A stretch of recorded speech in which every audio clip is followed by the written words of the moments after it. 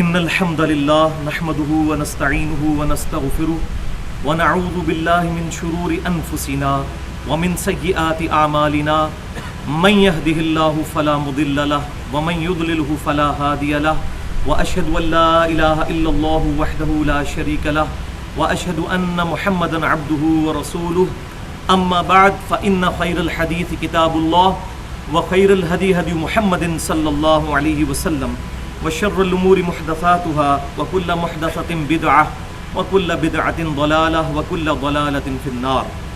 أعوذ بالله السميع العليم من الشيطان الرجيم من همزه ونفخه ونفثه. بسم الله الرحمن الرحيم. رب اشرح لي صدري ويسر لي أمري واحلل عقدة من لساني يفقهوا قولي. بسم الله الرحمن الرحيم. إن الله وملائكته يصلون على النبي یا ایھا الذین آمنوا صلوا علیہ وسلموا تسلیما. اللهم صل علی محمد وعلی آل محمد کما صلیت علی ابراہیم وعلی آل ابراہیم انک حمید مجید. اللهم بارک علی محمد وعلی آل محمد کما بارکت علی ابراہیم وعلی آل ابراہیم انک حمید مجید. آج انشاءاللہ تعالی سورۃ المائدہ کی آیت نمبر 4 سے شروع کریں گے. بسم اللہ الرحمن الرحیم. یسألونک ماذا احل لہم. اے محبوب صلی اللہ علیہ وسلم یہ آپ سے پوچھتے ہیں کہ ان کے لیے کون سی چیزیں حلال ہیں. قل احل لکم الطیبات. آپ فرما دیجئے صلی اللہ علیہ وسلم کہ تمام پاکیزہ چیزیں تمہارے لیے حلال کر دی گئی ہیں. یعنی ایک جملے میں کیٹاگوریکل مینشن کر دیا کہ جتنی پاکیزہ چیزیں ہیں وہ تمام کی تمام حلال ہیں، پاک ہیں، سوائے ان چیزوں کے جن کا پیچھے 11 چیزیں جن کا بیان گزر چکا. تو تمام پاکیزہ چیزیں چاہے ان کے بارے میں نہ بتایا جائے وہ فی نفسی ہی پاک ہی تصور کی جائیں گی. جیسا کہ میں نے پچھلی دفعہ بتایا تھا کہ ہمارے پہلے 300 سال کے مسلمان تو دور کی بات، آج سے 300-400 سال پہلے تک کے جو مسلمان تھے ان کو بھی کینگرو کے بارے میں نہیں پتا تھا. لیکن آج الحمدللہ ہم بڑے وثوق کے ساتھ کینگرو کے بارے میں جانتے ہیں اور قرآن کی روح سے یہ بتا سکتے ہیں کہ وہ حلال ہے، کیونکہ وہ بھی سبزی خور ہے. سبزی خور چوپایا، جس کا پہلے ذکر گزر چکا کہ بہیمۃ الانعام جتنے ہیں وہ سارے کے سارے تمہارے لیے حلال ہیں. لہٰذا یہ جو سوال کیا جاتا ہے جی بھینس کہاں حلال لکھی ہوئی ہے، فلاں چیز کہاں حلال لکھی ہے، تو ہم پوچھتے ہیں کہ بھینس حلال لکھی ہے نہیں. پہلے تو یہ بتائیں کہ فقہ حنفی میں یا فقہ شافعی مالکی میں کینگرو حلال لکھا ہے یا نہیں. میں بتاتا ہوں حلال ہے تو آپ میرے مقلد ہو جائیں گے. ایسی بات نہیں ہے، بلکہ اجتہاد اور اجماع قیامت تک کے لیے جاری رہے گا، کسی شخصیت پر فکس نہیں ہوگا. ورنہ آج کے دور کے جو مسائل ہیں ان کا ہم کہاں سے رزلٹ نکالیں گے. تو تمام پاکیزہ چیزیں تمہارے لیے حلال کر دی گئی ہیں. تو بھینس کا ذکر قرآن حدیث میں موجود ہو یا نہ ہو، میں نے تو بتایا بہیمۃ الانعام میں اس میں آتی ہے وہ چیز.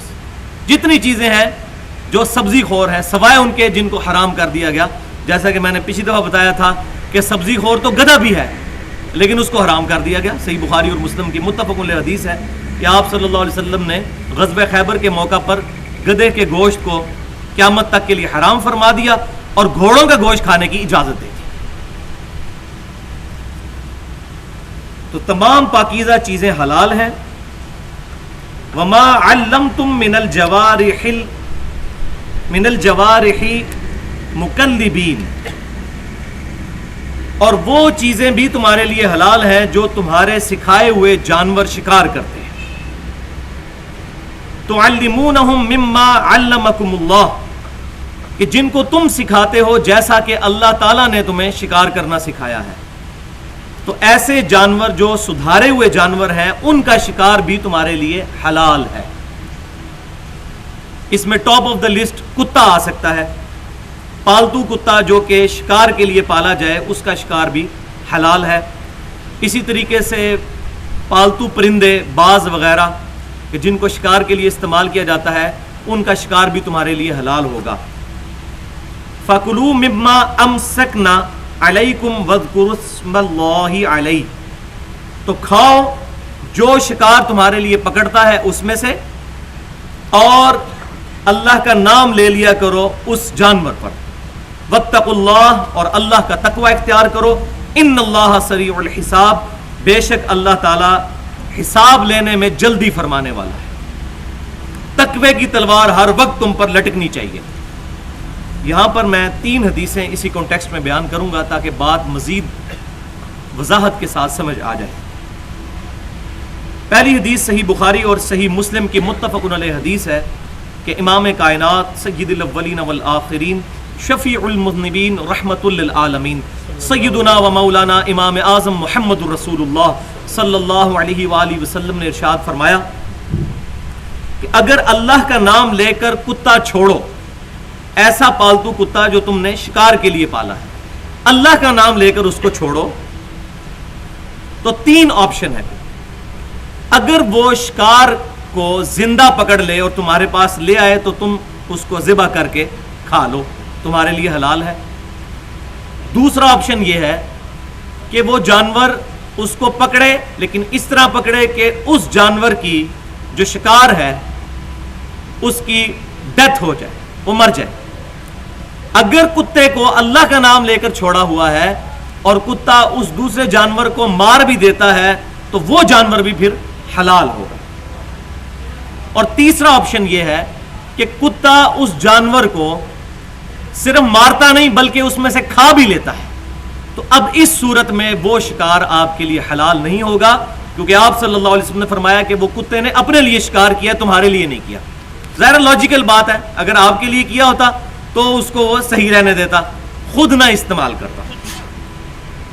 دوسری حدیث صحیح مسلم میں ہے کہ اگر کسی نے اللہ کا نام لے کر شکار کے اوپر تیر چلایا بسم اللہ پڑھ کر اور اس شکار کو لگ گیا، اس کے بعد شکار جو ہے وہاں سے غائب ہو گیا، پھر زخمی حالت میں تھوڑی دیر بعد وہ جانور مر گیا، تو آپ صلی اللہ علیہ وسلم نے فرمایا اس کے بعد اگر وہ جانور تمہیں مل جائے اور اس کے جسم میں تعفن نہ پھیلا ہو، بدبو نہ ہو، تو وہ تم کھا لو، تمہارے لیے حلال ہے، اگرچہ وہ مر چکا ہوگا، چونکہ تیر جو ہے وہ اللہ کا نام لے کر چھوڑا گیا تھا اس لیے وہ جانور حلال ہوگا۔ اسی تیر پر آج آپ گولی کو بھی قیاس کر سکتے ہیں، یا چھرے والی جو بندوق ہے اس کو بھی اگر بسم اللہ پڑھ کر یوں چلایا تو جانور کو ذبح کرنا پھر شرط نہیں ہوگا، جس طرح عام جاہل عوام میں مشہور ہے۔ اگر اللہ کا نام لے کر چلایا تو تیر بھی کاٹنے کا کام بھی کرتا ہے اور خون نکالنے کا، اور یہی کام چھرا بھی اور گولی بھی کرتی ہے، اس کو اس پر قیاس کیا جائے گا۔ اب یہ مسئلہ فقہ حنفی میں کہیں نہیں لکھا ہوا، اس زمانے میں تو ہے ہی نہیں تھے، تو اب میں یہ بتا رہا ہوں تو آپ میرے مقلد ہو جائیں گے۔ تو میں ساتھ ساتھ عقیدہ کلیئر کر رہا ہوں کہ امام کائنات صلی اللہ علیہ وسلم کا مبارک دین کسی شخصیت کا محتاج نہیں ہے، ہر بندہ دین میں اپنی کنٹریبیوشن کرتا چلا جائے گا، قیامت تک اجتہاد کا سلسلہ جاری رہے گا، اجماع کا سلسلہ جاری رہے گا۔ اور تیسری حدیث صحیح مسلم میں ہے کہ آپ صلی اللہ علیہ وسلم نے فرمایا کہ جب بھی جانور کو ذبح کرنے لگو تو اپنی چھری تیز کر کے اس کے ذریعے جانور کو آرام پہنچاؤ، یعنی چھری جو ہے وہ شارپ ہونی چاہیے، تیز ہونی چاہیے، کھنڈی چھری کے ساتھ کریں گے تو جانور کو تکلیف ہوگی۔ اور میں نے پچھلی دفعہ بھی بتایا تھا کہ ذبح میں اتنی حکمت ہے کہ ذبح جب جانور کیا جاتا ہے اور مکمل اس کی گردن ریموو نہیں کی جاتی تو اس کی برکت یہ ظاہر ہوتی ہے کہ سائنٹیفکلی جب وہ جانور تڑپتا ہے تو اس کے اعصاب کا چونکہ دماغ کے ساتھ رشتہ بھی باقی ہوتا ہے تو اس کی وجہ سے اس میں سے خون نکل جاتا ہے، لیکن اگر جھٹکے کا گوشت ہوگا جس طرح یہ سکھ وغیرہ کرتے ہیں تو اس میں پورے طور پر بلڈ جو ہے وہ اس کے جسم سے نہیں نکلے گا، اور اس میں پھر اندیشہ ہے کہ وہ بیکٹیریاز کے لیے بڑی بہترین میڈیم ہے خون، تو وہ بیماریوں والا جانور ہوگا جب اس کو کھایا جائے گا۔ یہاں ایک بات یاد رکھیے کہ صحیح بخاری اور صحیح مسلم کی متفق علیہ حدیث ہے کہ آپ صلی اللہ علیہ وسلم نے ارشاد فرمایا کہ جس نے 3 وجوہات کی بنا پر کتا پالا تو وہ تو ٹھیک، لیکن ان 3 وجوہات سے ہٹ کر پالا تو اس پر کیا وعید ہے؟ پہلی وجہ کیا کہ کسی شخص نے کتا پالا کہ اس کو شکار کرنا سکھائے گا تو یہ جائز۔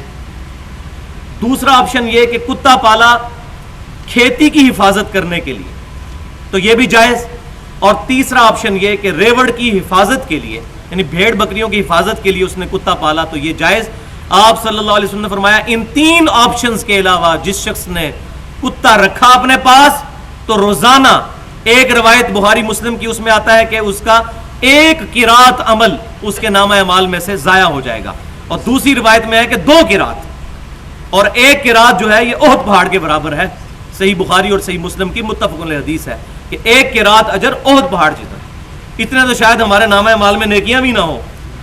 تو یہ جو لوگ فالتو خام خواہ جو ہے وہ کتے پالتے ہیں اور شوقیہ طور پر، تو ایسے کتے پالنے کی اسلام میں بالکل اجازت نہیں ہے، بلکہ صحیح بخاری اور صحیح مسلم کی متفق علیہ حدیث ہے کہ جس گھر میں کتا ہوگا یا تصویر ہوگی یا ایسا شخص جس پر غسل فرض ہوگا، جنوبی ہوگا، تو وہاں پر رحمت کے فرشتے داخل نہیں ہوں گے۔ ظاہر ہے یہ وعید اسی صورت میں آئے گی کہ جب وہ کتا جو ہے وہ کسی مقصد کے بغیر ہو، جو 3 مقاصد بتائے گئے۔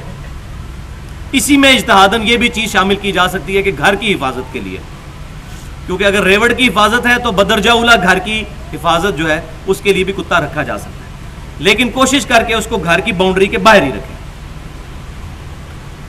اسی طریقے سے تصویر بھی اور جنبی۔ اب تصویر پہ انشاءاللہ مجھے کبھی ٹائم ملا تو میں ڈیٹیل سے بتاؤں گا، بلکہ اشارتاً تو میں نے اجماع کی حجیت والا جو مسئلہ نمبر 31 کے نام سے ہماری ویب سائٹ ahlsunnatpak.com پہ رکھا ہوا ہے، اس میں نے تصویر کا مسئلہ تھوڑا بہت ایڈریس بھی کیا تھا۔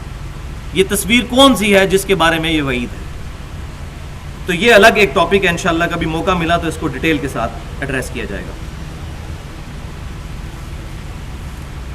الیوم احل لکم الطیبات، آج کے دن تمہارے لیے تمام پاکیزہ چیزیں حلال کر دی گئی ہیں۔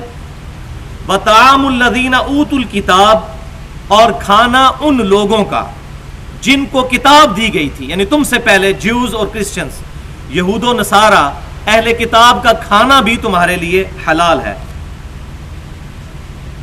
اہل کتاب میں سے بھی اگر کوئی شخص اللہ کا نام لے کر ذبح کرے گا تو وہ جانور بھی ہمارے لیے حلال ہوگا، اہل کتاب میں سے۔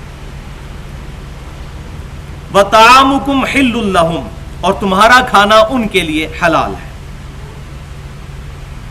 اسی پر قیاس کرتے ہوئے جو فنیٹک قسم کے لوگ ہیں ان کے لیے بھی میرا قیمتی مشورہ یہ ہے کہ بعض لوگ پوچھتے ہیں، اب ظاہر ہے کہ ہمارے ملک میں فرقہ واریت کی لعنت اس قدر پھیل چکی ہے کہ مسلمان اپنے ہی دوسرے مسلمان بھائی اہل قبلہ سے، اہل کلمہ سے نفرت کرتا ہے۔ تو مجھے کئی بار لوگ فون کر کے پوچھ رہے ہوتے ہیں، کوئی بریلوی کا فون آئے گا تو وہ پوچھے گا جی اہل حدیث کا ذبح کیا ہوا حلال ہے کہ حرام ہے؟ اہل حدیث کا فون آئے گا تو وہ پوچھے گا بریلوی کا حلال کیا ہوا حلال ہے کہ حرام ہے؟ تو میں پھر ان کو یہ آیت بتاتا ہوں۔ اگلے دن بھی مجھے انگلینڈ سے فون آیا، تو میں نے کہا بھائی اہل کتاب اگر اللہ کا نام لے کر ذبح کریں تو وہ حلال ہے، تو آپ ان کو اہل کتاب جتنا بھی درجہ نہیں دیتے اپنے مکاتب فکر کے بھائیوں کو جو مختلف مکاتب فکر کے ہیں، چاہے بریلوی ہوں، دیوبندی ہوں، اہل حدیث ہوں، شیعہ ہوں، یہ ان سے تو بہتر ہے نا، وہ تو نبی صلی اللہ علیہ وسلم کے منکر ہیں اور یہ نبی صلی اللہ علیہ وسلم کے دیوانے ہیں، زمین و آسمان کا فرق ہے۔ تو اہل کتاب جتنا ہی درجہ رکھ دیا جائے تو کم از کم ہمارے لیے بڑا آسان ہو جائے گا اس معاملے میں۔ والمحصنات من المؤمنات، اور حلال کر دی گئی ہیں محسنہ عورتیں، پاک دامن عورتیں، مومنین عورتوں میں سے تمہارے لیے، یعنی ان سے نکاح کر سکتے ہو۔ والمحصنات من الذین اوتوا الکتاب، اور اہل کتاب کی عورتیں بھی تمہارے لیے حلال کر دی گئی ہیں، ان کے ساتھ بھی نکاح کر سکتے ہو، لیکن ہو محسنہ، فاشا عورتیں نہ ہوں، محسنہ عورتیں ہوں، پاک دامن عورتیں ہوں، ایسی عورتیں تمہارے لیے حلال ہیں، لیکن ساتھ کچھ قیود بھی ہیں۔ من الذین اوتوا الکتاب من قبلکم، جن کو تم سے پہلے کتاب دی گئی تھی، ان کی جو عورتیں ہیں محسنہ وہ حلال ہیں۔ اذا آتیتموہن اجورہن، جب کہ تم ان کو حق مہر ان کا دے دو۔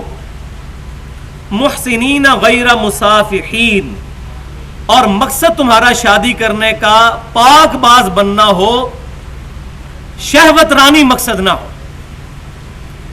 ولا متخذی اخدان، اور نہ ہی چوری چھپی کی دوستی مطلوب ہو، اس قسم کی کوئی چیز نہیں ہونی چاہیے، تب تمہارے لیے یہ تمام معاملات حلال ہوں گے۔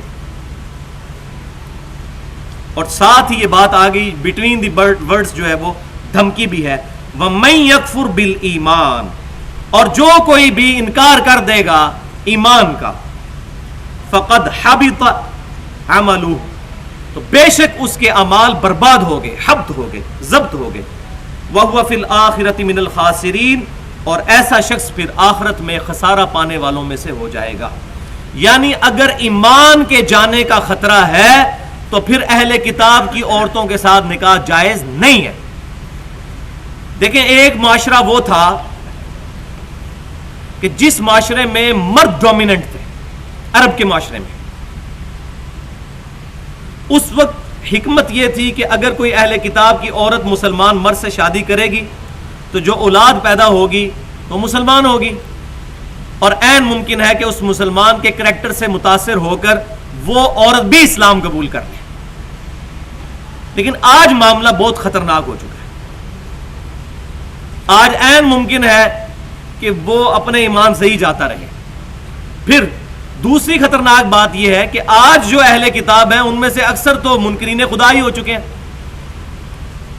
ایتھیسٹ ہو چکے ہیں۔ یہ کیسے پتہ چلے گا اہل کتاب ہے؟ چاہے اہل کتاب مشرک بھی ہوں تب بھی نکاح جائز ہے۔ بعض لوگوں نے یہ بھی بیچ میں سے کوئی ایک پخ نکال دیا ہے کہ جی وہ اہل کتاب وہ تھے جو شرک نہیں کرتے تھے، اور بھائی اہل کتاب وہ شرک کرتے تھے، سورۃ المائدہ میں ہی آ جائے گا لقد کفر الذین قالوا ان اللہ هو المسیح ابن مریم، بے شک وہ لوگ کافر ہیں جو کہتے ہیں کہ عیسیٰ بن مریم ہی اللہ ہے۔ وقال المسیح، جبکہ مسیح نے کہا، کیا کہا تھا؟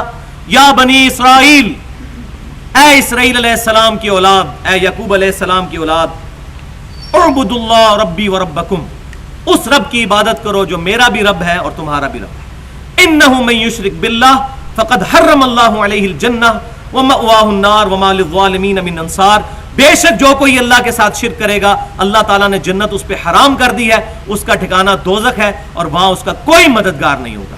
تو قرآن پاک میں جن جیوز اور کرسچنز کو ایڈریس کیا گیا وہ مشرک ہی ہیں، اور جو مواحد تھے وہ ویسے ہی ایمان لے آئے تھے نبی صلی اللہ علیہ وسلم کا۔ لہذا یہ شرط نہیں ہے مشرک ہوں لیکن وہ اہل کتاب ہے، لہذا اہل کتاب مشرک اور بت پرست مشرکین میں بھی اللہ نے فرق رکھا ہے۔ تو ہمیں بھی چاہیے کہ غیر مسلم مشرکین اور مسلمانوں میں جو بیچارے شرک میں مبتلا ہیں ان میں فرق کریں، ان کو کافر اور مشرک اور بدعتی ڈکلیئر نہ کریں، اور اسی طریقے سے دوسرے لوگ بھی جو ہے وہ کتاب و سنت کے منہج والوں کو جو بیچارے اپنی طرف سے نہیں حدیث سناتے ہیں آپ کو کہ خدا کے لیے اس حدیث پر چلیں، گستاخ رسول نہ ڈکلیئر کریں ان کو۔ گستاخ رسول تو وہ ہے جو حدیث سن کر بات پر عمل نہ کرے، جو حدیث بتاتا ہے کہ بھئی صحیح بخاری اور مسلم میں نماز کا طریقہ یہ لکھا ہے، وہ کہاں سے گستاخ رسول ہے؟ گستاخ رسول وہ ہوگا جو نبی صلی اللہ علیہ وسلم کے مقابلے پر اپنے فرقے کے بزرگوں کو پرائرٹی دیتے ہوئے کہے گا ایڈے بڑے بڑے بزرگ پاگل ہیں، وہ ہوگا گستاخ رسول۔ جو ایمان والا ہے سمعنا واطعنا، سنا اور اطاعت اختیار کی، نبی صلی اللہ علیہ وسلم کی مبارک زبان سے بات نکل گئی اس کو وہ اپنے لیے حرز جاں بنا لیا۔ تو یہ اہل کتاب والا معاملہ بھی الحمدللہ اس حوالے سے میں نے ایڈریس کر دیا۔ اب قرآن پاک کی اہم ترین آیت آ رہی ہے، سورۃ المائدہ کی آیت نمبر 6۔ ایک آیت کے اندر شریعت اسلامیہ کے 3 بڑے احکام جو طہارت سے ریلیٹڈ ہیں ان کا طریقہ کار آ گیا ہے۔ نمبر 1 وضو، نمبر 2 غسل، اور نمبر 3 تیمم، اور اس میں ساتھ ہی استنجا کا بھی ذکر موجود ہے۔ میں پہلے بھی کئی دفعہ بتا چکا کہ سورۃ البقرہ is the blueprint of Islamic sharia, Islamic sharia کا بلیو پرنٹ، ابتدائی خاکہ سورۃ البقرہ ہے۔ اس میں سارے احکام کا سکیچ آ گیا تھا، وہ ہم نے ڈیٹیل سے الحمدللہ تقریباً 30 لیکچرز میں کور کیا تھا۔ پھر سورۃ النساء اور سورۃ المائدہ یہ کنکلوژن ہے اسلامک شریعت۔ تو یہ سورۃ المائدہ تو پرٹیکولر اسلامک شریعت کا کنکلوژن ہے، آخری احکام جو اسلامک شریعت کے ہیں وہ اس صورت میں آئے ہیں۔ آپ دیکھ لیں یہ بات ہی حلال اور حرام سے شروع ہو رہی ہے۔ پیچھے ہم پچھلا پورا لیکچر جو ہے 3 آیات صرف کور ہوئی تھی، اور آج بھی آپ یہ دیکھ لیں کہ ایک اور شرعی حکم آنے والا ہے طہارت سے ریلیٹڈ۔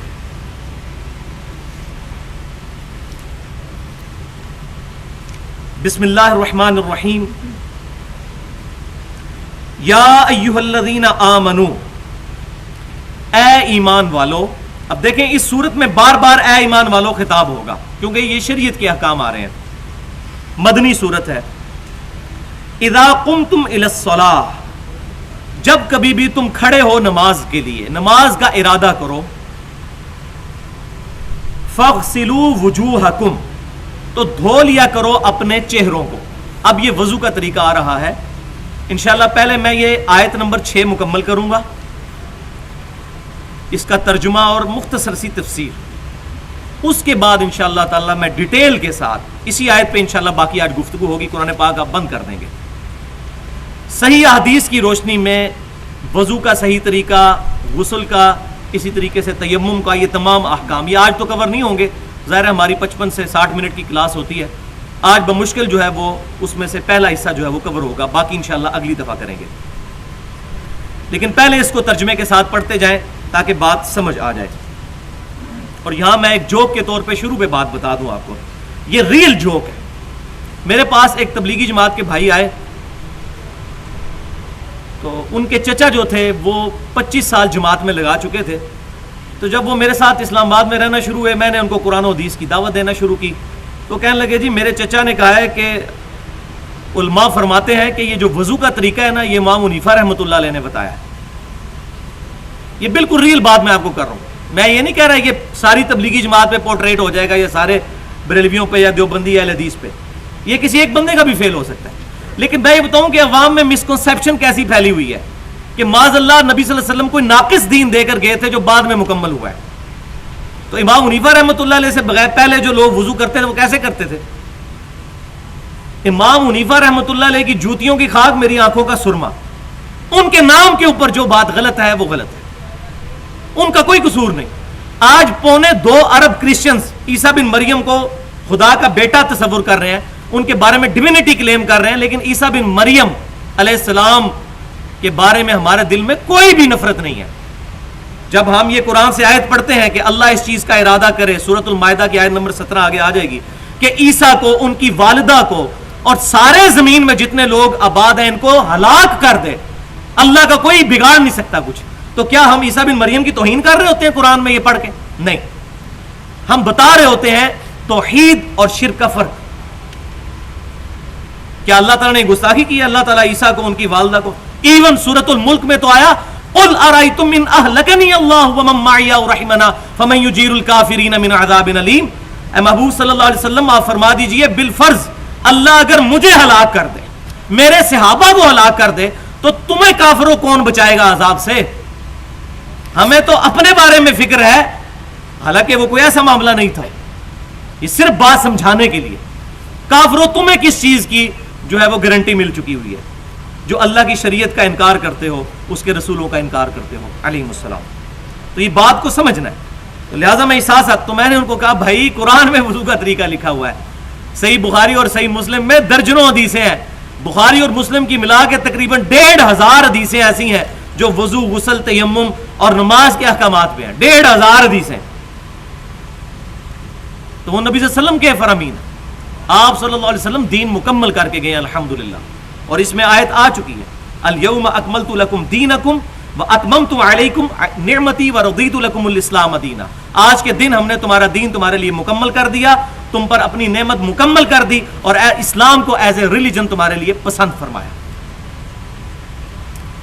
تو اے ایمان والو جب نماز کے لیے کھڑے ہو، نماز کی طرف کھڑے ہو، فاغسلوا وجوہکم، تو دھو لیا کرو اپنے چہرے. چہرے کی تعریف عرف عام میں وہی ہے جہاں سے عموماً ماتھے کے بال جمتے ہیں، وہاں سے لے کر ٹھوڑی کے نیچے تک. یہ ہے لمبائی اور چوڑائی ایک کان کی لو سے لے کر دوسرے کان کی لو تک. یہ آپ ڈکشنری میں دیکھ سکتے ہیں، یہ ڈکشنری کا مسئلہ ہے. اس کو عرف عام میں چہرہ کہا جاتا ہے. تو فرمایا کہ چہروں کو دھو لیا کرو. وَأَيْدِيَكُمْ إِلَى الْمَرَافِقِ، اور اپنے ہاتھوں کو دھو لیا کرو کونیوں تک. کونیوں تک کا مطلب ہے کونیاں بھی اس میں شامل ہیں، اس سے پہلے نہیں، کونیاں بھی شامل ہیں اس میں. اس کو بھی دھو لیا کرو. ید کا لفظ عربی زبان میں یہ پورے بازو کے لیے بھی استعمال ہوتا ہے، کندھے سے لے کر یہاں تک. اسی لیے فرما دیا گیا ساتھ ہی کہ کونیوں تک. وَامْسَحُوا بِرُؤُوسِكُمْ، اور مسح کیا کرو اپنے سروں کا، اپنے سر کا مسح کیا کرو. یہ ترتیب بھی آتی جا رہی ہے، یہ وضو کے فرائض آتے جا رہے ہیں جو مینلی سٹرکچر ہے وضو کی. حالانکہ اس میں کلی کا مسواک کا ذکر نہیں آیا، وہ تمام سنتیں ہیں، وہ احادیث میں ذکر ہے. ایٹ لیسٹ وضو یہ ہونا چاہیے کہ چہرہ دھونا ہے اور دونوں ہاتھ کونیوں سمیت دھونے ہیں، اس کے بعد سروں کا مسح کرنا ہے. اب یہاں ہے سر کا مسح، تو اس سے مراد پورے سر کا ہی مسح ہوگا.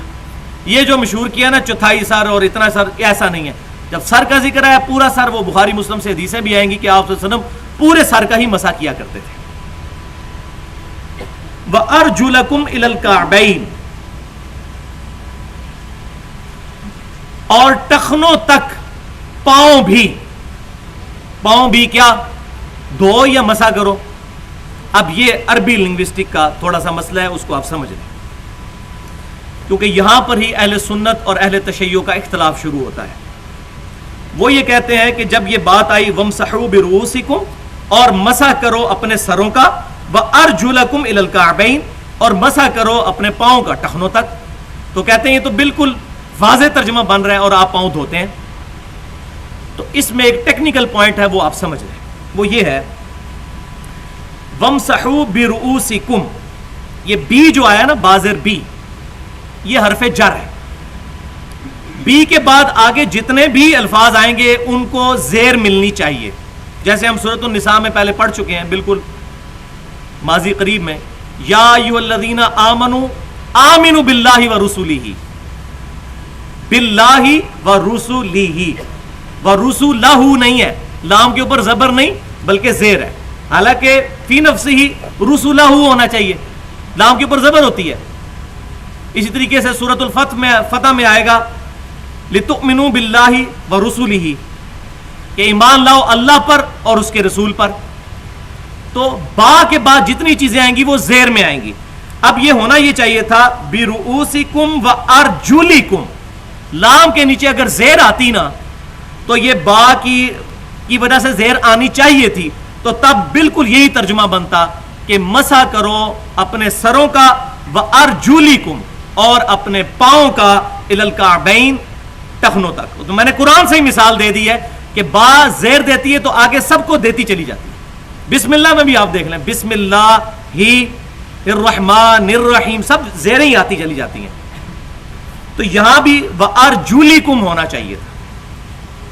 اب پھر یہاں پہ مسئلہ کھڑا ہوتا ہے، وہ کہتے ہیں جی یہ جو قرات آپ کے پاس ہے اس میں تو ارجلکم ہے، لیکن قرآن کی ایک قرات میں ارجلکم بھی موجود ہے. وہ واقعی ٹھیک ہے، بخاری اور مسلم کی متفق علیہ حدیث ہے کہ قرآن پاک 7 قرات میں نازل ہوا ہے. یہ اہل سنت اور اہل تشیع کے درمیان اتفاقی مسئلہ ہے، اور واقعی ایک قرات میں ارجلکم بھی آتا ہے. اس میں ہم اہل سنت یہ کہتے ہیں کہ وہ موزوں یا جرابوں پر مسح کے بارے میں ہے. لیکن اس وقت جو مصحف ہمارے سامنے موجود ہے، جس مصحف پر اجماع ہے، چاہے وہ سعودی عرب سے چھپتا ہو، یہ والا، یہ میں نے پہلے بھی بتایا کہ یہ شام کے ایک کاتب نے لکھا ہے، یہی قرآن سعودی عرب سے بھی چھپ رہا ہے اور یہی ایران سے. یہ تو مولویوں نے لڑایا ہوا ہے کہ شیعہ کوئی اور قرآن مانتے ہیں. بھائی شیعہ قرآن کی کوئی تعریف نہیں مانتے، اسی قرآن کو مانتے ہیں. اگر ہو تو قرآن انہوں نے چھاپا ہو، آج تک ہمیں توفیق ہوئی کسی اہل تشیع کے مدرسے سے جا کے قرآن کھول کے دیکھ لیں کہ ہمارے مولوی جو ہمیں پٹی پڑھاتے ہیں کہ جی یہ کہتے ہیں 40 پارے ہیں، تو ہم دیکھیں واقعی 40 پارے ہیں کہ نہیں. اسی طریقے سے ان کو پٹی پڑھائی جاتی ہے کہ یہ اہل بیت کے دشمن ہیں. ان کو بھی توفیق ہوئی کبھی ہمیں آگے پوچھیں کہ اہل بیت ہماری جان ہے. ہم نے تو پورا لیکچر ریکارڈ کرایا، پوری دنیا میں تہلکہ مچ گیا اس لیکچر کی وجہ سے. حسینیت اور یزیدیت کا تحقیقی جائزہ، کوئی لحاظ نہیں کیا، جو جو زد میں آتا تھا اس کو رگڑا لگا اس میں. تو ہم اہل بیت سے محبت کرنے والے ہیں. تو وہاں ذاکرین ہمارے خلاف بھڑکاتے ہیں، یہ مولوی ان کی عوام کے خلاف بھڑکاتے ہیں. اس کی وجہ سے آج اتنی خلیج بن چکی ہے، یہ دراڑ فل ہوتی نظر نہیں آتی. تو میں نے اہل تشیع بھائیوں سے بھی یہ ریکویسٹ کی تھی کہ بھائیوں جو اس وقت ہمارے پاس مصحف موجود ہے اس میں تو ارجلکم ہے نا، اس میں تو واضح بنتا ہے کہ پاؤں دھوئے جائیں گے. کیوں؟ یہ زبر کی ضمیر جو ہے وہ پیچھے سے چلتی آ رہی ہے. اب آپ دیکھیں وَأَيْدِيَكُمْ وَأَيْدِيَكُمْ إِلَى الْمَرَافِقِ، اور یہ ہے وَأَرْجُلَكُمْ، وہاں یا کے اوپر زبر، یہاں لام کے اوپر زبر، لہٰذا یہ اس کے اوپر لوٹے گی، دھونے کے اوپر. تو وہ یہ بات مانتے ہیں کہ اس قرات میں واقعی دھونا مراد ہے. اور اہل تشیع میں بھی کچھ گروہ ایسے ہیں جو پاؤں دھونے کے، جیسے زیدیہ ہے، یہ دھونے کے قائل ہیں. ثاقب اکبر صاحب ایک اسکالر ہیں، اہل تشیع سے تعلق رکھتے ہیں لیکن کافی حد تک نیوٹرل ہیں. انہوں نے ایک کتاب لکھی ہے اسلامی نظریاتی کونسلر کے کہنے کے اوپر، پاکستان کے دینی مسالک، جو ہم نے یہاں لوگوں کو کہا بھی تھا لیں، کافی لوگوں نے لی بھی تھی. تو اس میں جو اہل تشیع کے مختلف گروہ ہیں ان کا بھی پورا تعارف بھی موجود ہے اس کے اندر، اور وہ ہر مکتبہ فکر کے ان کے علماء کے انٹرویوز ہیں.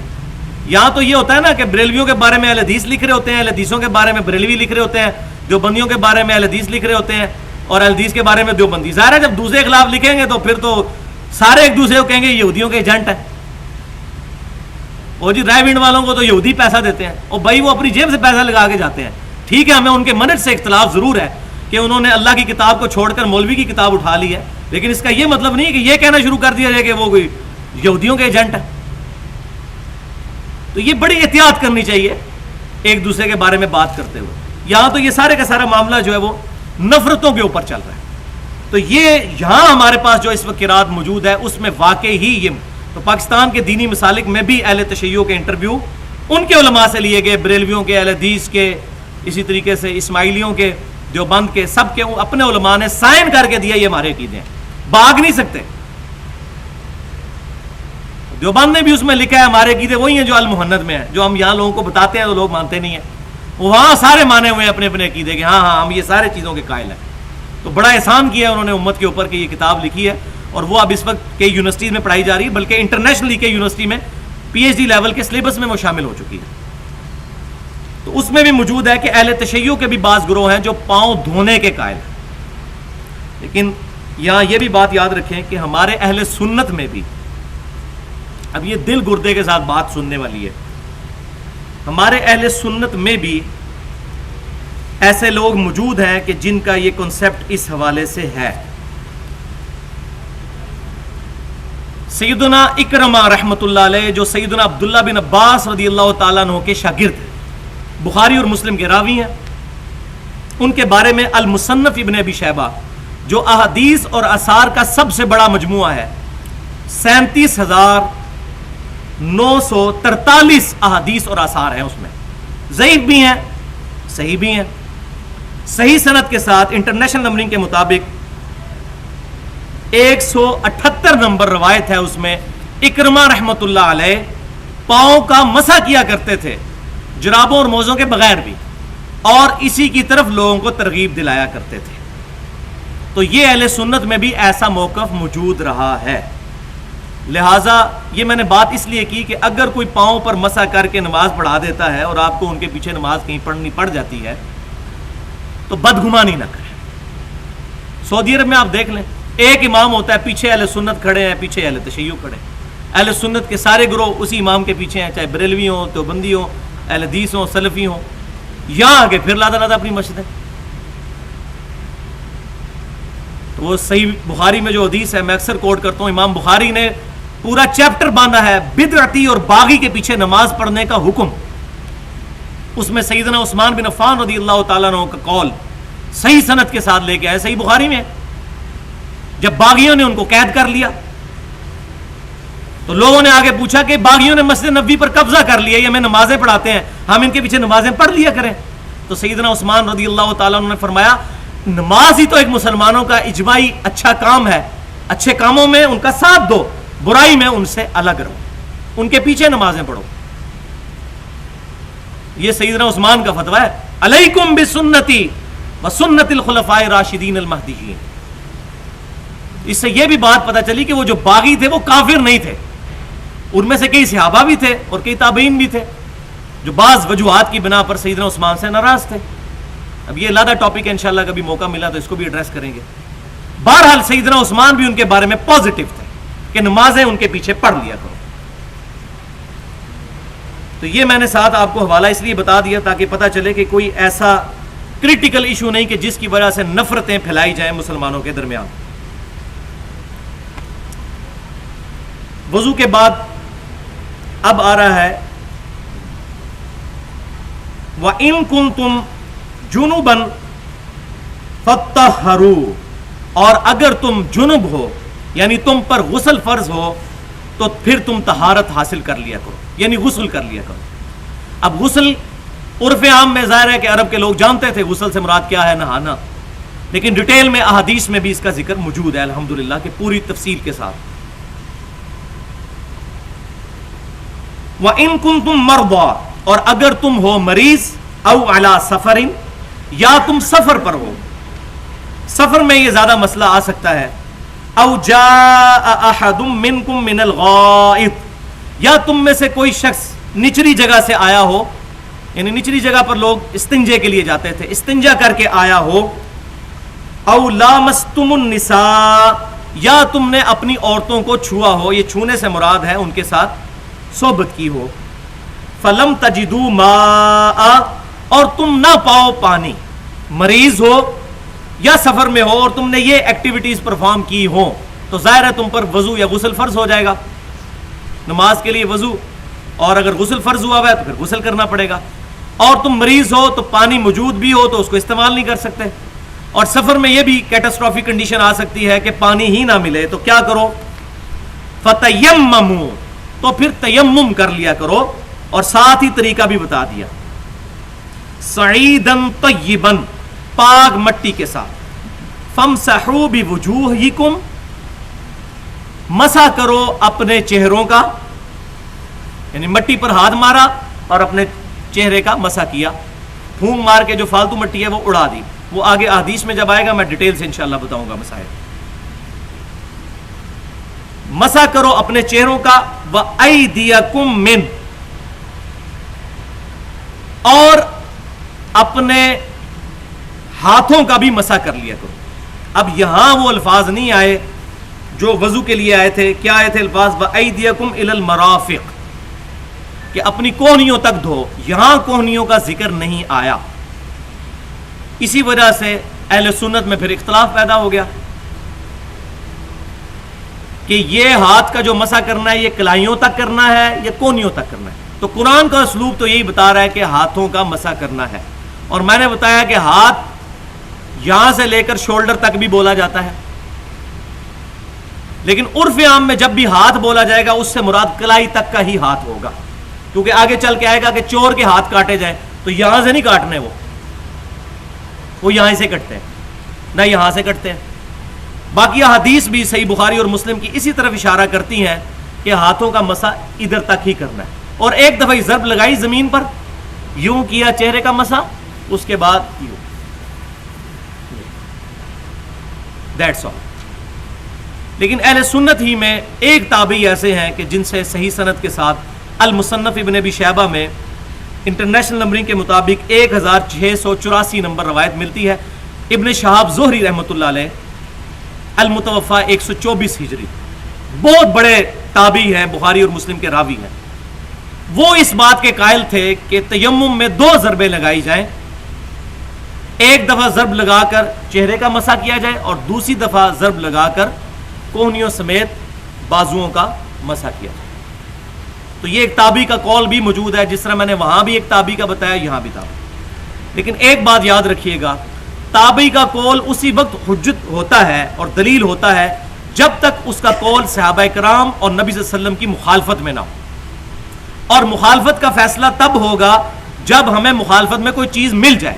اگر نہ ملے تو وہ تابعی کا قول ایکسیپٹیبل ہوگا. جیسے میں نے بتایا، نہ نبی صلی اللہ علیہ وسلم سے، نہ کسی صحابی سے، نہ کسی تابعی سے یہ بات ثابت ہے کہ مونچھیں صاف کی جائے. ایک تبع تابعی ہیں سفیان بن عیینہ رحمۃ اللہ علیہ المتوفا 193 ہجری، ان سے ثابت ہے کہ وہ مونچھیں صاف کیا کرتے تھے. لیکن چونکہ صحابہ تابعین میں اس کی مخالفت نہیں ملتی، لہذا مونچھیں صاف کرنے کو جائز سمجھتے ہیں. سنت نہیں ہے، جائز. لیکن اگر مخالفت مل جائے، جیسا کہ المصنف ابن ابی شیبہ میں صحیح سند کے ساتھ ہے کہ عبداللہ بن عمر رضی اللہ تعالیٰ عنہ ایسے شخص کو کنکریاں مارا کرتے تھے جو رکوع میں جاتے وقت اور رکوع سے اٹھتے وقت رفع الیدین نہیں کرتا تھا، کیونکہ لوگ سستی کی وجہ سے چھوڑ گئے تھے کہ یہ سنت ہی ہے، چھوڑ دو. اب جیسے کئی لوگوں نے امامے کی سنت چھوڑ دی، کر لو. کئی لوگ سر ڈھانپنا ہی چھوڑ گئے کہ جی سنت ہی ہے، ننگے ساری نماز پڑھ لو، خیر ہے. اسی طریقے سے اس وقت لوگوں نے کہا کہ جی خیر ہے، یہ رفع الیدین سنت ہی ہے تو چھوڑ دو. تو تابعین میں یہ سنت چھوٹنی شروع ہوئی اور آج ایک پورا مکتبہ فکر ہے جو کہتا ہے منسوخ ہو گیا. حالانکہ یہ کبھی بھی اسلام میں یہ نظریہ نہیں رہا تھا. جتنی روایتیں پیش کی جاتی ہیں محدثین نے خود ضعیف ڈکلیئر کی ہوئی ہیں، کسی مکتبہ فکر کے مولوی نے نہیں، اس زمانے کے محدثین۔ تو اس طریقے سے جب سنت چھوٹتی ہے تو پھر وہ مسئلے کھڑے ہونا شروع ہو جاتے ہیں۔ تو اگر کوئی یہ کر بھی لیتا ہے تو ہم اس کو کوئی بدعتی نہیں کہتے، ٹھیک ہے وہ اضافی عملی کر رہا ہے، لیکن احادیث کا اسلوب یہی بتاتا ہے کہ یہ ہاتھوں کا مسح یہاں تک ہوگا۔ وہ انشاءاللہ آگے آ جائیں گی، میں ڈیٹیل سے بتاؤں گا۔ اب ایک اسلامک جو فلسفہ ہے اس کی بڑی زبردست بات آ رہی ہے، ما یرید اللہ لیجعل علیکم من حرج، اللہ تعالیٰ تم پر کوئی حرج نہیں چاہتا، تم پر کوئی سختی نہیں فرمانا چاہتا۔ معاذ اللہ، اللہ تعالیٰ کوئی فنیٹک نہیں ہے کہ تمہیں وہ شریعت کی پابندیوں میں جکڑ کے کوئی خوشی محسوس کرتا ہے کہ ہاں جی پھنس گئے نے کرن، نہیں، اللہ تعالیٰ آسانی چاہتا ہے، ورنہ تو فرماتا ہے کہ ٹھیک ہے جی جناب ڈھونڈو پانی جہاں سے ملتا ہے، کھودو کنواں، نہیں تیمم کر، آسانی چاہتا ہے اللہ تعالیٰ تمہاری۔ وَلَٰكِن يُرِيدُ، بلکہ اللہ تعالیٰ تو چاہتا ہے لِيُطَهِّرَكُمْ، کہ تمہیں پاک صاف کر دے، وَلِيُتِمَّ نِعْمَتَهُ، اور اپنی نعمت تم پر تمام کر دے، مکمل کر دے۔ اور نعمت کیا ہے؟ دین اسلام۔ نعمتہ علیکم لعلکم تشکرون، تم پر اپنی نعمت تمام کر دے تاکہ تم اس کے شکر گزار بندے بن جاؤ۔ تو یہ آیت ہماری مکمل ہوئی، ابھی تقریباً 20 منٹ آج کے درس کے باقی ہیں، تو میں اب آ جاتا ہوں احادیث کی طرف۔ اب آپ قرآن پاک بند کر لیجئے تاکہ ہم احادیث کی روشنی میں اس چیز کو ذرا ایلبریٹ کر لیں۔ تو یہ سورۃ المائدہ کی آیت نمبر 6 میں 3 بڑے احکام، وضو، غسل اور تیسرا تیمم، اس کا ذکر ہے۔ اسلامک جو شریعت کا فلسفہ ہے وہ ایک حدیث کے اندر نبی صلی اللہ علیہ وسلم نے بیان فرما دیا، اور وہ ہے صحیح مسلم کی حدیث، الطہور شطر الایمان، صفائی نصف ایمان ہے۔ یہ چابی ہے اسلامک شریعت کا جو فلسفہ ہے صفائی اور طہارت کا، کہ صفائی نصف ایمان ہے، آدھا ایمان ڈیپینڈنٹ ہے صفائی کے اوپر۔ لہذا یہ صفائی اور طہارت کے احکام سیکھنا ہر مسلمان پر فرض ہے، آدھا ایمان جو ہے۔ اس سے یہ بات بھی پتہ چلی کہ اعمال ایمان میں داخل ہے۔ وہ جو مرجیہ کا عقیدہ تھا کہ ایمان جو ہے وہ اس میں اعمال داخل نہیں ہے، وہ اہل سنت کے خلاف ہے۔ اہل سنت ایمان کی ڈیفینیشن میں 3 چیزیں لے کر آتے ہیں۔ پہلی چیز اقرار باللسان، زبان سے اقرار کرنا۔ دوسری چیز تصدیق بالقلب، دل سے تصدیق بھی کرنا ایمان کی۔ اور تیسری چیز عمل بالجوارح، اپنے اعمال کے ساتھ ایکٹ بھی کرنا دین کے اوپر۔ تو یہ طہارت جو ہے یہ کوئی عقیدے کا نام تو نہیں ہے، یہ تو پریکٹیکلی کرنے کا نام ہے، وضو، غسل، یا اسی طریقے سے نجاست کا دور کرنا۔ تو یہاں جو فرمایا گیا طہارت نصف ایمان ہے، تو ایمان کا حصہ نبی صلی اللہ علیہ وسلم نے عمل کو بھی قرار دیا۔ لہذا جو مرجیہ کا عقیدہ ہے، جو کافی حد تک حنفیوں کے اندر بھی آیا، وہ اہل سنت کی راہ سے ہٹا ہوا عقیدہ ہے۔ اب اس کانٹیکسٹ میں چونکہ میں نے تفصیلی گفتگو کرنی ہے، لہذا شروع میں 2 ٹرمینالوجی سمجھ لیجیے۔ نمبر 1 حقیقی نجاست، اور نمبر 2 حکمی نجاست۔ یہ اب علم الکلام کی ٹرمینالوجیز ہیں، فقہ کی اصطلاحات ہیں، اصطلاحات رکھنے میں کوئی مسئلہ نہیں ہے۔ میرا پورا مسئلہ نمبر 41 کے نام سے اہل سنت پاک .com پہ رکھا ہوا ہے کہ جو مختلف اصطلاحات جو ڈیوائز کی جاتی ہیں چیزوں کو سمجھانے کے لیے، تو یہ شروع سے طریقہ کار ہے، اس میں کوئی بدعت والا معاملہ نہیں ہے۔ جیسے مصحف ہے، یہ قرآن پاک یہ CDs میں لایا گیا ایک نئی فارم میں، تو یہ بدعت نہیں ہوگی۔ بدعت تب ہوگی کہ جب قرآن ہی بدل دیا جائے۔ قرآن تو نہیں بدلا، اس طرح پرنٹنگ پریس میں اس کی پلیٹس بن گئیں، وہی چیز کنورٹ ہوئی مختلف شکلوں میں۔ اسی طریقے سے مختلف ٹرمز ڈیوائز کی جاتی ہیں بات سمجھانے کے لیے، تو ایسی اصطلاحات کا استعمال کرنا کوئی بدعت نہیں ہے۔ بلکہ صحیح بخاری میں ایک پورا چیپٹر ہے کہ نبی صلی اللہ علیہ وسلم نے بیان فرمایا کہ اللہ تعالیٰ جس کے ساتھ بھلائی کا ارادہ فرماتا ہے اسے دین کی فقہ عطا فرما دیتا ہے۔ فقہ کو ہم مانتے ہیں، لیکن فقہ الاسلام، کسی مولوی کی فقہ نہیں، اسلام کی فقہ ہو، پرٹیکولر کسی ایک بندے پر جامد نہ ہو سلف کا منہج ہو, صحابہ, تابعین, تبع تابعین, سب کی رائے کو دیکھ کر ایک آپٹیمل سولوشن نکالا جائے کہ جمہور کی رائے کیا ہے, کسی ایک بندے کے پیچھے نہیں. جب بندے کے پیچھے چلیں گے تو وہ ایک ہی بندہ ہو سکتا ہے جو غلطیوں سے پاک ہو, اور وہ میرا امام, امام اعظم سیدنا امام الانبیاء والمرسلین محمد رسول اللہ صلی اللہ علیہ وسلم کی مبارک صاحب. ان کے علاوہ کوئی شخص پاک نہیں ہو سکتا, معصوم عن الذنوب نہیں ہو سکتا. یہی وجہ ہے کہ امام احمد بریلوی صاحب نے فتاوی رضویہ کے اندر یہ بات لکھی کہ اگرچہ میں حنفی ہوں اور مجھے یہ بات پتہ ہے کہ امام حنیفہ مدینے کو حرم نہیں مانتے تھے, لیکن میرے تک بخاری اور مسلم کی حدیث پہنچی ہے, میں مدینے کو حرم مانتا ہوں. تو اپنے امام کی بغاوت کی انہوں نے, کیوں؟ حدیث مل گئی. پھر انہوں نے پوری نعت لکھی, حاجیو آؤ شہنشاہ کا روزہ دیکھو, کعبہ تو دیکھ چکے, کعبے کا کعبہ دیکھو. آج الحمدللہ ہمارے دیوبندی بھائی بھی, بریلوی بھائی بھی اور سلفی بھی سب مدینے کو حرم مانتے ہیں. امام حنیفہ رحمۃ اللہ علیہ نہیں مانتے تھے, این ممکن ہے ان تک حدیث نہ پہنچی ہو, ان کے بارے میں بھی ہم حسن ظن رکھتے ہیں. تو یہ بات سمجھ لیں, کوئی بندہ بھی بد نیتی کے ساتھ غلط کام نہیں کرتا, لیکن بد نیت وہ ہوتا ہے جو اپنے بزرگ کی غلطی کو بھی صحیح کہنا شروع کر دے. اب جب مجھے پتا چل گیا مدینہ حرم ہے, تو اب مجھے امام حنیفہ رحمۃ اللہ علیہ کی بزرگی نہ نظر آئے, نبی صلی اللہ علیہ وسلم کے مقابلے پہ کسی بزرگی کی بزرگی نظر نہ آئے. ان کا احترام اپنی جگہ, لیکن ان کو ہم بزرگ مانتے ہیں, ان کو پیغمبر تو نہیں مانتے. میں یہی کہتا ہوں کہ ہم بزرگوں کو مانتے بھی ہیں اور نہیں بھی مانتے. مانتے کیا ہے؟ اللہ کا بندہ. اور کیا نہیں مانتے؟ نبی نہیں مانتے. ہم نبیوں کو مانتے بھی ہیں اور نہیں بھی مانتے. کیا مانتے ہیں؟ اللہ کے محبوب, اللہ کی شریعت کے پاسدار, اللہ کی دنیا پر حجت. اور کیا نہیں مانتے؟ اللہ کا بیٹا نہیں مانتے, گاڈ انکارنیٹ نہیں مانتے. تو اس چیز کو سمجھیں. صحابہ کرام کو ہم مانتے بھی ہیں اور نہیں بھی مانتے. کیا مانتے ہیں ان کو؟ دین کے سچے خادم جن کے ذریعے دین ہم تک پہنچا. اور کیا نہیں مانتے؟ ان کو پیغمبر کے درجے پر نہیں مانتے. اور نہ الحمدللہ انہوں نے کبھی سمجھا. کتنی میں نے مثالیں پیش کی ہیں. اہل سنت پاک .com پہ مسئلہ نمبر 11 کے نام سے تقلید والا ایشو میں نے ریزالو کیا ہے. اس میں بخاری اور مسلم میں کتنی حدیث میں نے پیش کی ہیں کہ صحابہ کرام کو غلطیاں لگیں, دوسرے صحابی نے پوائنٹ آؤٹ کیا, انہوں نے رجوع کر لیا. تو صحابہ سے بڑا کون بزرگ ہو سکتا ہے؟ تو اس بات کو سمجھے. یہ فوراً کہنا بزرگوں کے گستاخ ہو گئے ہیں. اصل میں یہ لوگ خود گستاخ رسول ہوتے ہیں, بزرگوں کو رسول اللہ سے بڑھ کر پرائرٹی دیتے ہیں. یہ بات کہنا نہیں چاہتے, وہ اندر بھی عقیدہ ایسا نہیں ہوتا, لیکن شیطان ہائی جیک کر چکا ہوتا ہے لا علمی میں, جان بوجھ کر نہیں. میں نہیں سمجھتا کوئی جان بوجھ کر دوزخ میں جانا چاہتا. تو یہ بات سمجھ لیں, حقیقی نجاست اور حکمی نجاست. تو حقیقی نجاست وہ ہے جو فزیکل فارم میں نجاست ہے, پیشاب, پخانہ, منی, ودی, مزی, اس قسم کی جو چیزیں ہیں. اور منی کے بارے میں بھی سن لیں. منی کے بارے میں اہل سنت کی جو اکثریت ہے اس کا اتفاقی مسئلہ ہے کہ منی ناپاک ہے.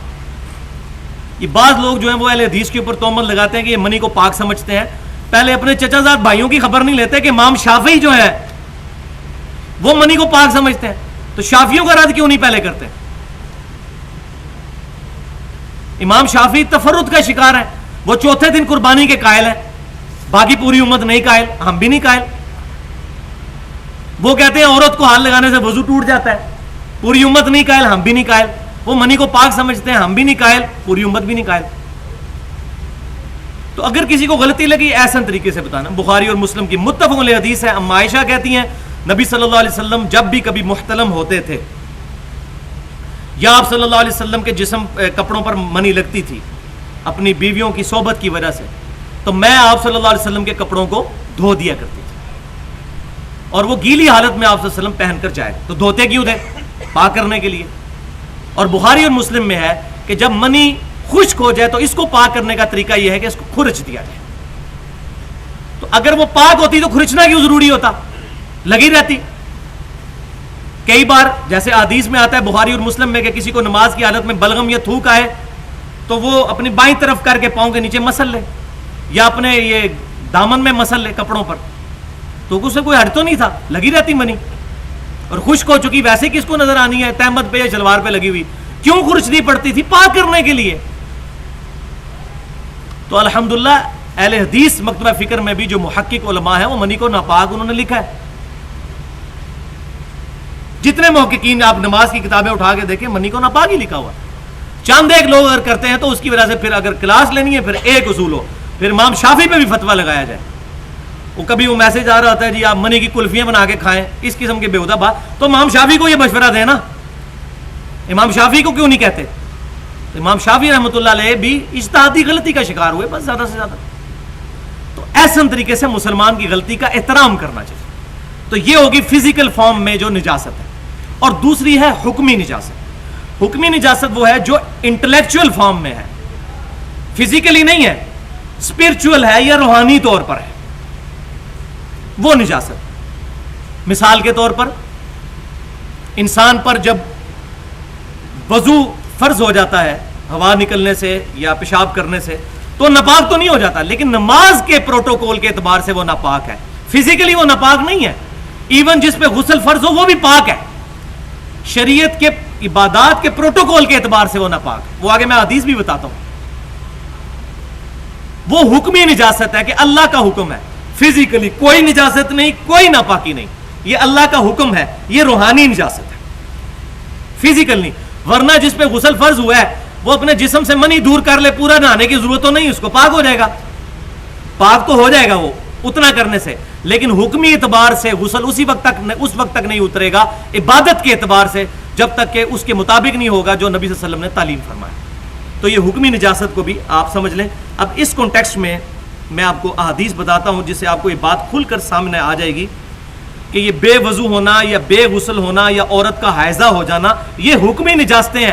حقیقت میں یہ ناپاک نہیں ہوتا. مجھے اکثر فون آ رہے ہوتے ہیں کہ جی وہ عورت حیض میں ہے, بچے کو دودھ پلا سکتی ہے, وہ ناپاک نہیں ہوئی. اب یہ وہ احادیث سن لیں, جنت کے 8 دروازوں کی نسبت سے 8 احادیث. اسی پہ انشاءاللہ ہماری آج گفتگو مکمل ہو جائے گی, 10 منٹ باقی ہیں.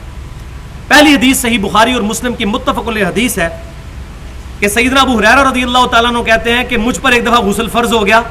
نبی صلی اللہ علیہ وسلم وہاں سے گزر رہے تھے.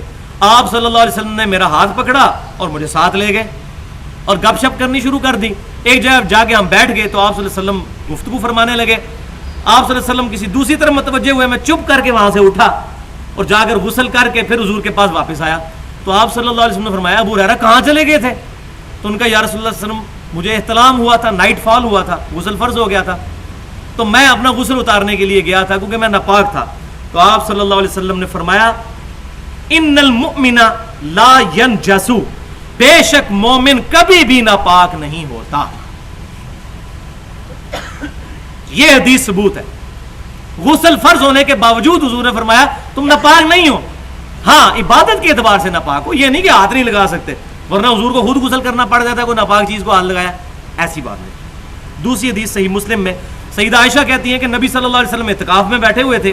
آپ صلی اللہ علیہ وسلم نے مسجد نبوی کا جو بائیں طرف کا دروازہ, جو آج بھی روزہ شریف والا دروازہ ہے, وہ مسجد نبوی شریف میں آپ قبلہ رخ ہوں تو لیفٹ سائڈ پہ جو دروازہ ہے وہ آپ صلی اللہ علیہ وسلم کے حجرہ شریف کا دروازہ.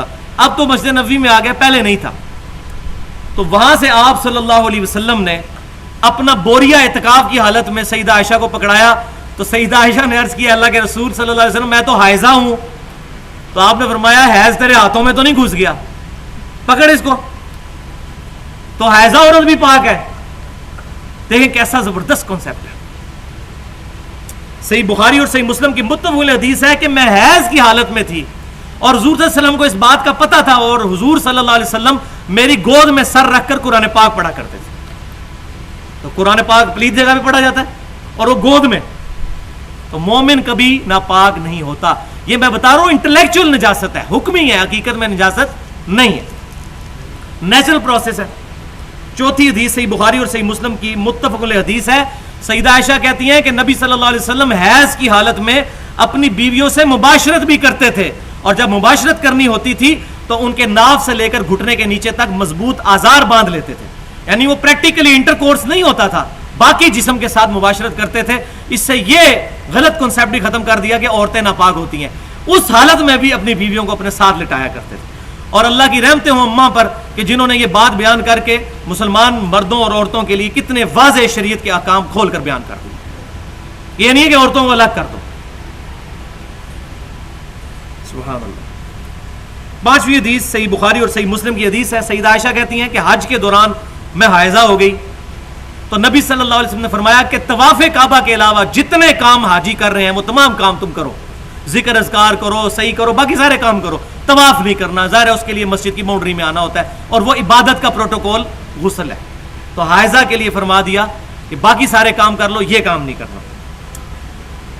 چھٹی حدیث صحیح بخاری اور مسلم کی متفق علیہ حدیث ہے کہ نبی صلی اللہ علیہ وسلم نے فرمایا جب عیدگاہ کی طرف جاؤ تو جو عورتیں حیض سے ہوں ان کو بھی ساتھ لے جاؤ تاکہ مسلمانوں کی دعاؤں اور تکبیرات میں وہ شامل ہوں، نماز میں وہ الگ رہیں. اس سے بھی پتہ چلا کہ نماز کا پروٹوکول ہے غسل، باقی اذکار کا نہیں.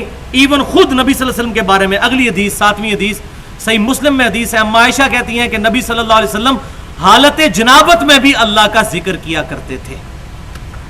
ذکر کرنے کی ممانعت نہیں، ایک چیز کی ممانعت ہے، اور وہ صحیح حدیث 8ویں نمبر پر ترمذی اور سنن ابی داؤد میں ہے کہ سیدنا علی رضی اللہ تعالیٰ عنہ کہتے ہیں کہ نبی صلی اللہ علیہ وسلم کو قرآن پڑھنے سے سوائے جنوبی ہونا اور کوئی چیز نہیں مانے آتی تھی. یعنی جب آپ پر غسل فرض ہوتا تھا اس وقت آپ قرآن نہیں پڑھا کرتے تھے، اس کے علاوہ آپ صلی اللہ علیہ وسلم قرآن پڑھا کرتے تھے، یعنی بغیر وضو کے بھی قرآن پاک آپ صلی اللہ علیہ وسلم پڑھا کرتے تھے. اب یہاں پر میں ایک کریٹیکل مسئلہ اسی حوالے سے بیان کر دوں مصحف کو چھونے کے اعتبار سے. تو دیکھیں جس پر غسل فرض ہے یہ تو اجماعی مسئلہ ہے کہ وہ قرآن پاک کو ہاتھ نہیں لگا سکتا، اس میں کوئی دوسری رائے نہیں. جو جنوبی ہے بے وضو کے بارے میں کوئی قرآن حدیث میں بات نہیں ملتی، اس میں اختلاف ہے.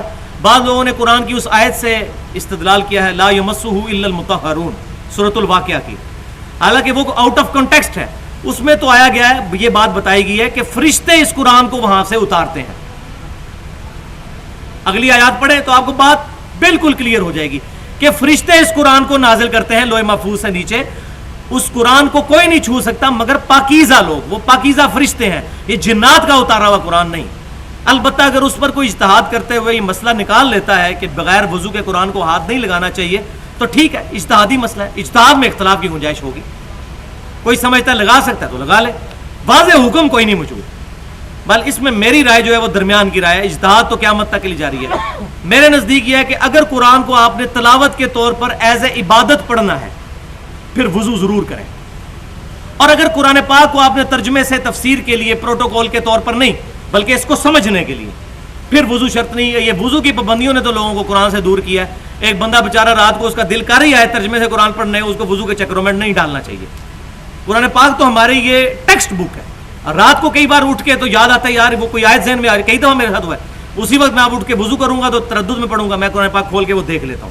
تو اگر اس سے تعلیم حاصل کرنی ہے تو اسی پہ آگے وہ بات بھی سمجھ لیں کہ اگر کوئی حائضہ عورت ہے اس کو اگر قرآن تعلیم دینا پڑتا ہے تو اس پہ پھر حرج نہیں ہوگا، کیونکہ اس پر جو کیفیت طاری ہوئی ہے وہ اس کے اختیار میں نہیں ہے. جنبی ہوتی تو غسل کر لیتی، یہ اللہ کی طرف سے ہے کہ اس کو 7 دن تقریباً وہ ناپاک رہنا پڑتا ہے اللہ کی طرف. تو حائضہ عورت کا معاملہ ڈیفرنٹ ہوگا، جنبی قرآن کو ہاتھ نہیں لگا سکے گا. یہ اجتہادی مسئلہ ہے، میں نے یہاں پر اس کو ایلبوریٹ کر دیا. اب آخری بات اس کانٹیکسٹ میں آج کی گفتگو میں انشاءاللہ اگلی گفتگو اگلی دفعہ ہوگی، اور وہ احترام کے حوالے سے. چونکہ مصحف کا ذکر آیا تو میں یہاں پر شعر اللہ کا جو احترام ہے اس کے حوالے سے ایک آیت جو پچھلی دفعہ ہم پڑھ چکے اور 2 احادیث بیان کر کے آج کی گفتگو مکمل کرتا ہوں. سورۃ المائدہ کی آیت نمبر 2 تھی، یا ایھا الذین آمنوا لا تحلوا شعائر اللہ، اے ایمان والو اللہ کی جو نشانیاں ہیں شعائر اللہ ہیں ان کو حلال مت ٹھہراؤ، ان کی حرمت کا خیال رکھو. اس پہ میں نے پچھلی دفعہ گفتگو کی تھی. آج اس کانٹیکسٹ میں میں 2 چیزیں ضروری سمجھتا ہوں. پہلی چیز یہ، صحیح بخاری اور مسلم کی متفق علیہ حدیث ہے کہ آپ صلی اللہ علیہ وسلم مسجد میں داخل ہوئے اور آپ نے دیکھا کہ مسجد میں قبلے کی طرف کسی نے تھوکا ہوا ہے اور محراب میں بلغم لگی ہے. تو آپ صلی اللہ علیہ وسلم کو بڑا جلال آیا، آپ نے اپنے مبارک ہاتھوں سے اس کو کھرچ دیا اور ناپسندیدگی کا اظہار فرمایا، اور فرمایا جب تم میں سے کوئی شخص نماز کے لیے کھڑا ہوتا ہے تو اللہ اس کے سامنے ہوتا ہے، یہ حرکت نہ کیا کرو. اگر تھوک آئے تو اپنے بائیں پاؤں کے نیچے اس کو تھوک کر کے اس کو مسل لیا کرو. اور آج کے لیے یہ مسئلہ نہیں ہوگا، یہ اس صورت میں ہے کہ جب جوتیوں سمیت نماز پڑھی جائے گی، جس طرح اس وقت تھا کہ مٹی والی مسجدیں تھیں. آج بھی اگر مٹی والی مسجدوں میں جس طرح جنازہ تو سارے جوتیوں سمیت پڑھتے ہیں، آگے پیچھے جو ہے وہ کہتے ہیں جوتیاں نال نماز کتوں ہو جاتی ہے، جنازہ سارے پڑھ رہے ہوتے ہیں، پھر وہ جوتیاں اتار کے پھر انہیں جوتیوں پہ ہی کھڑے ہوتے ہیں. تو یہ ساری فرقہ واری جوتیوں میں نماز ہو جاتی ہے. سیاچین میں ہمارے فوجی جوتیوں سمیت نماز پڑھتے ہیں، جوتی پاک ہونی چاہیے. تو اگر مسجد میں قالین ہے تو ظاہر ہے وہاں جوتیاں نہیں لے کے جا رہے, وہاں پھر قالین پہ نہ تھوکیں. پھر وہاں کے لیے حدیث میں ملتا ہے کہ آپ جو ہے وہ اپنے دامن میں تھوک سکتے ہیں, کرتے میں اس کو مسل لیں. تھوک تو پاک ہوتی ہے نا جی, ناپاک تو نہیں ہے. نماز توڑ کے تو باہر نہیں جانا تھوک کے لیے. یہ حدیث جب ابو داؤد میں آئی بخاری اور مسلم کی کہ وہ تھوک دیا تھا کسی نے تو آپ صلی اللہ علیہ وسلم ناراض ہوئے, اس میں الفاظ آگے بڑے خطرناک ہیں. آپ صلی اللہ علیہ وسلم نے نماز کے فارغ ہونے کے بعد آپ نے فرمایا اس شخص کو, اس میں الفاظ ہیں وہ صحابی تھا, حضور کے صحابہ میں سے ایک صحابی تھا جس نے نماز میں یہ عمل کیا تھا, اس مسجد کا امام تھا. آپ نے فرمایا اس کو امامت سے اتار دو, امامت سے اتار دیا. اور وہ جب بعد میں امامت کے لیے آیا تو صحابہ نے اس کو آگے نہیں ہونے دیا, انہوں نے کہا کہ بھی نبی صلی اللہ علیہ وسلم نے منع کیا ہے. وہ پھر حضور کے پاس آئے تو آپ صلی اللہ علیہ وسلم نے فرمایا ہاں میں نے منع کیا ہے. پھر راوی کہتے ہیں کہ آپ صلی اللہ علیہ وسلم نے یہ بات بھی کہی کہ تم نے اللہ اور اس کے رسول کو اذیت دی ہے. اللہ پر تھوک گری تھی, رسول اللہ پر گری تھی, خانہ کعبے کا احترام نہیں کیا. وہ آگے آئے گا, بخاری اور مسلم کی متفق علیہ حدیث ہے, کوئی بندہ پیشاب کے لیے بیٹھے نہ قبلے کی طرف منہ کرے نہ پیٹ کرے. لہذا اس سے اجتہاداً یہ مسئلہ پتہ چلا, دو مسئلے. ایک تو خانہ کعبہ کی شبیہ والے مسلے بچھا کے ان پہ پاؤں رکھ کے نماز نہیں پڑھنی چاہیے, جو سارے مولوی کرتے ہیں, بریلوی دیوبندی اہل حدیث سارے کرتے ہیں. کوئی پاک نہیں اس مسئلے میں نے دیکھا ہے. یہ کافروں نے ہمارے دل میں شعر اللہ کی تعظیم ختم کرنے کا ایک ذریعہ نکالا. دوسرا مسئلہ یہ نکلا کہ خانہ کعبہ کی طرف ٹانگیں بھی نہیں کرنی چاہیے. حرام نہیں میں کہتا, لیکن اجتہاداً مسئلہ یہ ہے کہ یہ شعر اللہ, آپ کا کوئی بہت بڑا آفیسر ہو یا بہت بڑے مفتی صاحب, آپ ان کی طرف ٹانگ کر کے ایسے بیٹھ دیں, ان کو بڑی بری لگے گی یہ بات. تو خانہ کعبے کی طرف ٹانگ کرنے کی اجازت کیوں دی جاتی ہے؟ لیکن یہ پروٹوکول صرف خانہ کعبے کے لیے. شیخ عبد القادر جیلانی کے مزار کا یہ پروٹوکول نہیں ہے جو یہاں جانے کتا بال لتا ہونے کٹ دو, کعبے والا ہونے اٹھا لو. کیا جھوٹ مشہور کیا ہوا ہے. ایک یہ مسئلہ, اور دوسرا مسئلہ مصحف کے حوالے سے. سنن نبی داؤد میں کتاب الحدود چیپٹر میں صحیح حدیث ہے, نبی صلی اللہ علیہ وسلم کو یہودیوں نے بلایا ایک زنا کا کیس اس کو ریزالو کرنے کے لیے کہ اس پہ کیا سزا ہو. تو الفاظ ہیں کہ آپ صلی اللہ علیہ وسلم یہودیوں کے مدرسے میں گئے, وہاں یہودیوں نے ایک تکیہ آپ صلی اللہ علیہ وسلم کو پیش کیا, آپ صلی اللہ علیہ وسلم اس تکیے پر بیٹھ گئے. تھوڑی دیر بعد آپ صلی اللہ علیہ وسلم نے فرمایا تورات لے کر آؤ, تورات کے مطابق فیصلہ کیا جائے گا. تورات لائے گی تو آپ صلی اللہ علیہ وسلم خود زمین پر بیٹھ گئے اور اس تکیے پر تورات کو رکھ دیا. کتنا احترام کیا ٹیمپرڈ بک کا, تبدیل شدہ کتاب کا. زمین پر خود حضور بیٹھ گئے اور تکیہ اپنی پیٹھ کے نیچے سے نکال کر اس پر وہ تورات رکھ دی. اس سے یہ بات پتہ چلی کہ قرآن پاک کو زمین پر نہیں رکھنا چاہیے, اسی لیے ہم نے یہ ڈیسک رکھے ہوئے ہیں. اور تکیے پر قرآن پاک جو رکھ کے ہماری عورتیں پڑھتی ہیں یہ بھی جائز ہے. اور اس سے یہ بھی بات پتہ چلی کہ یہ جو مشہور ہے تکیے پہ بیٹھنا نہیں چاہیے, یہ بات غلط ہے, کیونکہ حضور خود اس تکیے پہ بیٹھے ہوئے تھے, بعد میں تو بے حرمتی کی آپ نے, معاذ اللہ استغفر اللہ. تو ایسی بات نہیں ہے, آپ صلی اللہ علیہ وسلم نے بے حرمتی نہیں کی, بلکہ آپ صلی اللہ علیہ وسلم نے تورات کی عزت کی اور تکیہ نکال کے تورات اس پر رکھی. لہذا قرآن پاک کو بھی ہمیں یہی پروٹوکول دینا چاہیے. تو یہ اس حوالے سے میں مصحف کی جو اہمیت ہے وہ واضح کرنا چاہتا تھا, تاکہ ہمیں بات بالکل واضح سمجھ آ جائے کہ مصحف کی کیا اہمیت ہے. یہاں میں آخری بات اسی کانٹیکسٹ میں ایک یہ کر دوں تاکہ یہ معاملہ بالکل کنکلوڈ ہو جائے. شعر اللہ کی تعظیم کا مطلب ہرگز یہ نہیں ہے کہ ہر بندے کو اجازت ہے کہ شعر اللہ بناتا پھرے. شعر اللہ وہی ہوں گے جو اللہ اور اس کے رسول نے ڈکلیئر کیے ہیں. بخاری اور مسلم کی متفق علیہ حدیث ہے کہ میرے گھر سے لے کر میرے ممبر تک جنت کے ٹکڑوں میں سے ایک ٹکڑا ہے ریاض الجنہ. یہ اسی ٹکڑے کے لیے. پاکستان میں جو بہشتی دروازہ ہے پاک پتن والا, اس کے لیے نہ بخاری میں حدیث ہے نہ مسلم میں حدیث ہے, لہذا اس کو ہم شعر اللہ نہیں مانتے. ورنہ میں اپنے گھر کے دروازے کو بھی شعر اللہ ڈکلیئر کر دوں گا. آپ کو کس نے اتھارٹی دی اپنی مرضی سے شعر اللہ بناتے پھرے؟ تو یہ بات یاد رکھیں, یہ سخت توہین ہے. اس ٹکڑے کو ہم مانیں گے. اسی طریقے سے صحیح بخاری میں حدیث ہے کہ نبی صلی اللہ علیہ وسلم سفر حج کے دوران جہاں جہاں بیٹھتے تھے, عبداللہ بن عمر بھی وہیں بیٹھتے تھے, جہاں صلی اللہ علیہ وسلم نے پیشاب کیا وہ وہیں پیشاب کرتے تھے, جہاں کھانا کھائے وہ کھانا کھاتے تھے, ان تمام جگہوں کا احترام کرتے تھے. تو ہم بھی کرتے ہیں.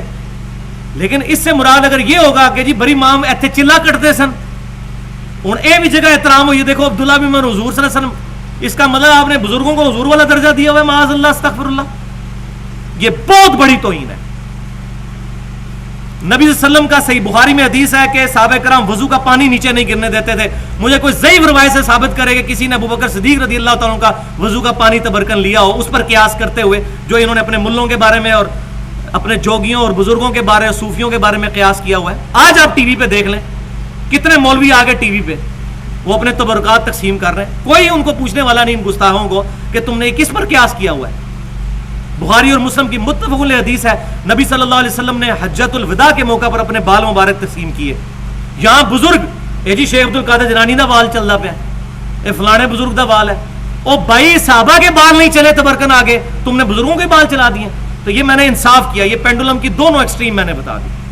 ایک شاعر اللہ کا احترام, اس میں غلوب بھی نہیں ہونا چاہیے, جو آیا وہی آیا, اور دوسری طرف بے احترامی بھی نہیں ہونی چاہیے, درمیان میں اہل سنت کا منہج ہونا چاہیے.